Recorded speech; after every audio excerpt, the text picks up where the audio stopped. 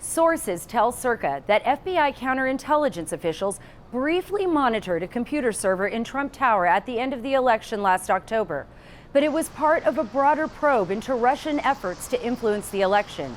The brief counterintelligence operation yielded no evidence of criminal activity by anyone on Team Trump. The sources also say much of the information being slung in media reports and by politicians about the Russiagate scandal is partisan and misleading or outright wrong. For instance, the FBI wasn't monitoring Trump advisor Michael Flynn when his conversations with Russia's ambassador were intercepted this past December.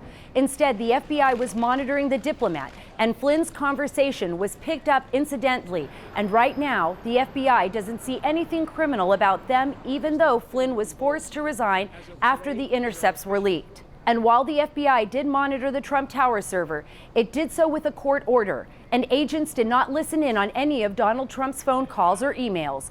Instead, they were examining possible computer communications with a Russian bank, something that turned out to be innocuous. U.S. intelligence officials tell us they have watched in horror as normally secretive investigations have been leaked and distorted by politics.